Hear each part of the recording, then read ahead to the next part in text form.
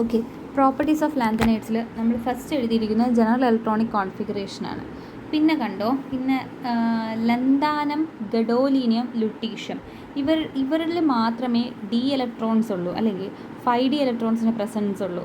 എന്തുകൊണ്ട് ഗഡോലിനിയത്തിൽ എന്ന് പറഞ്ഞാൽ, കാരണം ഗഡോലിനിയം കണ്ടോ ആ ഒരു സമയത്ത് മാത്രമേ ഡി ഇലക്ട്രോൺസ് ഉണ്ടെങ്കിൽ മാത്രമേ ഗഡോലിനിയം സ്റ്റേബിൾ ആകത്തുള്ളൂ. In the case of lutetium also. അതുപോലെ തന്നെ ലന്താനത്തിലെന്ന് പറഞ്ഞാൽ 4Fഉം 5Dയും വെച്ച് നോക്കുമ്പോൾ 5D കുറച്ചുകൂടെ എന്തുവാണ്, പ്രിഫറൻഷ്യലാണ് എന്ന് പറഞ്ഞാൽ, കാരണം ഡിഫറൻഷ്യേറ്റിംഗ് ഇലക്ട്രോൺ 5D ഓർബിറ്റിലാണ് കുറച്ചുകൂടെ പ്രിഫറൻഷ്യലായിട്ട് 4Fനേക്കാൾ ലന്താനത്തിൽ കയറുന്നത്. ഇനി ഇൻ ദ കേസ് ഓഫ് സിറിയത്തിൽ അങ്ങനെ നിർബന്ധമൊന്നുമില്ല, വേണമെങ്കിൽ അത് 4Fലും കയറും 5Dയിലും കയറും. രണ്ട് കോൺഫിഗറേഷനും കോൺസ്റ്റൻ്റ് ആണ്. പിന്നെ നമ്മൾ പറഞ്ഞത് എത്തിർബിയർ.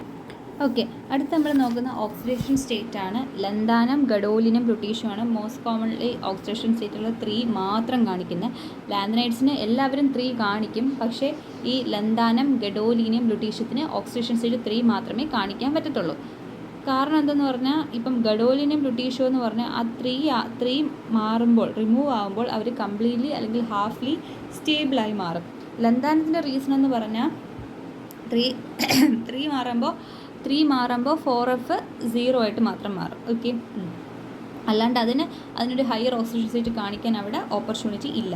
അടുത്ത അയണൈസേഷൻ എൻതാൽപ്പിയുടെ കാര്യം പറഞ്ഞാൽ, ലന്താനം, ഗഡോലീനിയം, ലുട്ടീഷ്യത്തിന് മിനിമം ആയിരിക്കും ionization energy, sum of first 3 ionization energy.